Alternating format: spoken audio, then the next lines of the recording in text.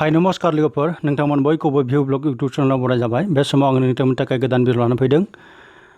मोननैसो latest update गोदान video स' नोंथांमोना बे भिडिअखौ जागायनायनिफ्राय जोबजासिम नायलांदो। गासैबो लेटेस्ट आपडेटनि मोनसेबो मिस जायै बायदि आरो जाय बिथांमोना बे भिडिअखौ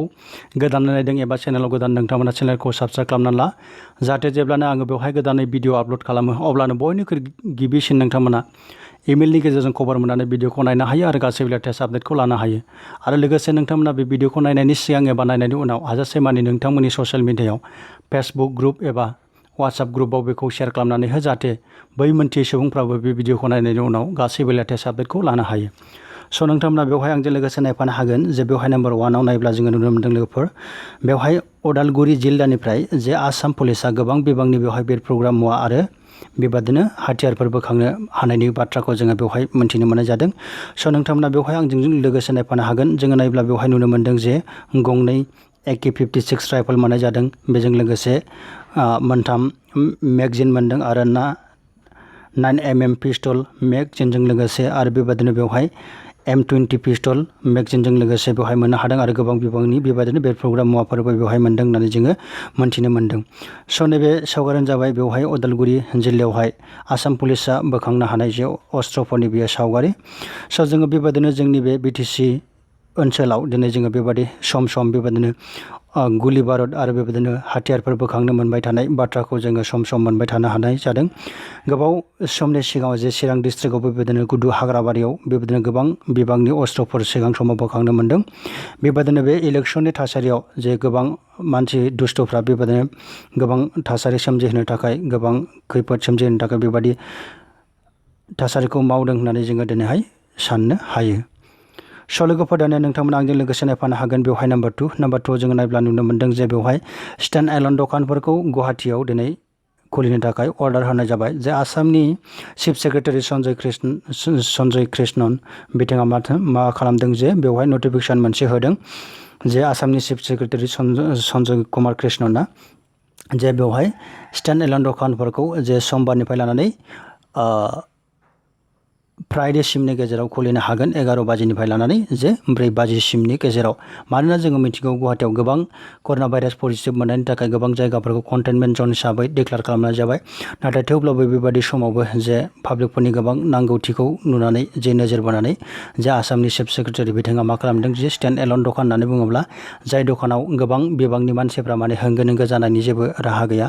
एबा होंगो दोंगो जाया बेबादि दखानफोरखौ खुलिनो थाखाय दिनै बिथोन होनाय नटिफिकेसनखौ जोङो बेवहाय मोन्थिनो मोननाय जादों। बेयो जागोन गासैबो जे कामरुप मेट्रपलिटन सिटियाव बे एप्लाइ जागोन होननानै जोङो मोन्थिनो मोन्दों। स' दानो नाम्बार 3 लोगोफोर, नाम्बार 3आव नोंथांमोना आंजों लोगोसे बेवहाय नायफानो हागोन जे नाम्बार 3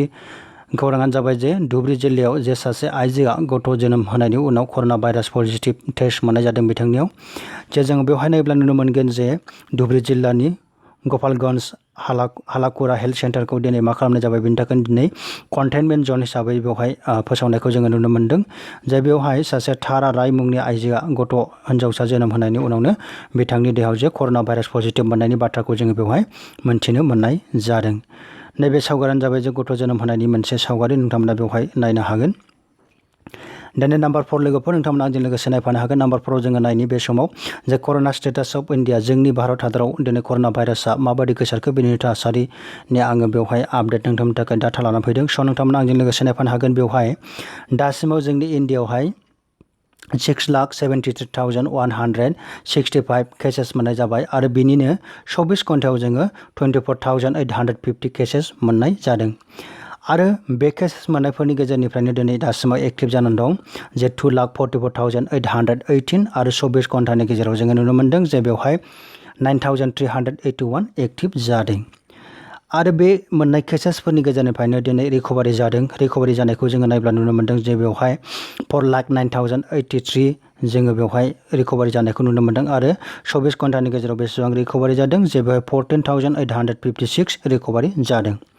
स' दानिया बेवहाय थैनायनि अनजिमाखौ नोंथांमोना आंजों लोगोसे नायफायोब्ला नुनो मोन्दों जे बेवहाय 19,268 दिनै जोंनि भारत हादराव कर'ना भाइरासजों थैबाय आरो बेबायदिनो जोङो नायोब्ला नुनो मोन्दों जे 24 घन्टानि गेजेराव 613 बेवहाय मानसि थैनायखौ जोङो नुनो मोननाय जादों। दानिया नाम्बार 5 लोगोफोर नाम्बार 5 आव नोंथांमोना आंजों लोगोसे नायफानो हागोन बुहुमनि कर'ना भाइरासनि स्टेटास बेवहाय आङो नोंथांमोननि थाखाय लानानै फैदों स' नोंथांमोना बेवहाय नायोब्ला नुनो मोन्दों जे दिनै जे 1,12,65,793 दिनै केसेस मोननाय जाबाय दुलाराय मुलुगनाङै आरो बेबायदिनो बेनिफ्राय दिनै एक्टिभ जानानै दं 46,75,602 जोङो एक्टिभ जानायखौ नुनो मोननाय जादों आरो रिकभारि जाबाय 60,59,441 जोङो बेबायदि रिकभारि जानायखौ नुनो मोन्दों आरो थैनायखौ जोङो बेवहाय नायोब्ला नुनो मोन्दों जे 5,30,750 जोङो थैनायखौ बेवहाय नुनो मोन्दों स' जोङो नायोब्ला नुनो मोन्दों जे बेवहाय गोबां अनजिमानि मानसिया दिनै कर'ना भाइरासजों गोसार जानानै दिनै गोबां साग्लोबसारनानै दिनै थैनायखौ जोङो नुनो मोन्दों आरो बेबायदिनो जाजानायखौ जोङो नुनो मोन्दों दिनै नाम्बार 6 लोगोफोर नाम्बार 6 आव नोंथांमोना आंजों लोगोसे नायफानो हागोन जे Indian state with highest corona cases होननानै बुंदों जे बेवहाय जोंनि भारत हादराव जे जोंनि महाराष्ट्रआव बयनिख्रुइ बांसिनै दिनै कर'ना भाइरास केसेस मोननायखौ जोङो बेयाव नुनो मोन्दों स' बेबायदि जोङो नायोब्ला बेवहाय देसिमाव जोङो नुनो मोन्दों जे बेवहाय 2,64,000 जोङो बेवहाय केसेस नुनो मोननाय जादों आरो 24 घन्टानि गेजेराव 7,074 जोङो केसेस मोननायखौ नुनो मोन्दों आरो बेनिफ्रायनो दिनै एक्टिभ जानानै दं जे बेवहाय 83,311 आरो 24 घन्टानि गेजेराव 3,384 एक्टिभ जादों आरो बेनिफ्रायनो दिनै रिकभारि जानायखौ जोङो नुनो मोन्दों जे बेवहाय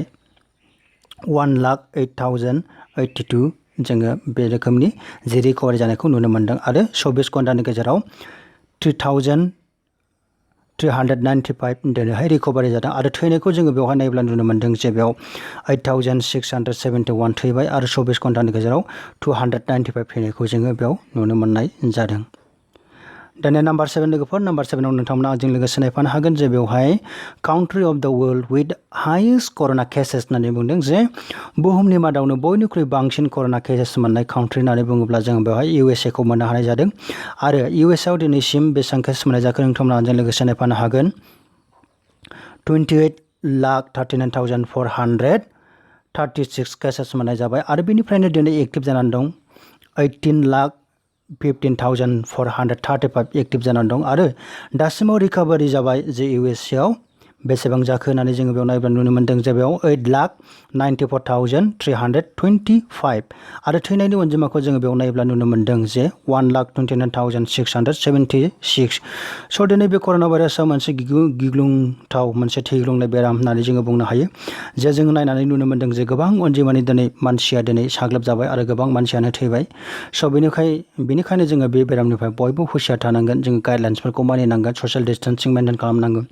नांगौनि बांसिन जोङो बायजोआव ओंखारनाङा खुब नांनायखिनियावल' ओंखारनांगौ थेवब्लाबो जोङो माखासे सरकारि गाइडलाइन्सफोरखौ जोङो मानिनानैसो जोङो ओंखारनांगोन स' लोगोफोर बे नोंथांमोननि थाखाय मोनसे फिसा खौरांमोन जुदि नोंथांमोना बे खौरांखौ नायनानै मोजां मोनदोंब्ला लाइक खालामदो शेयार खालामदो कमेन्ट खालामदो so' thank you for watching this video bye bye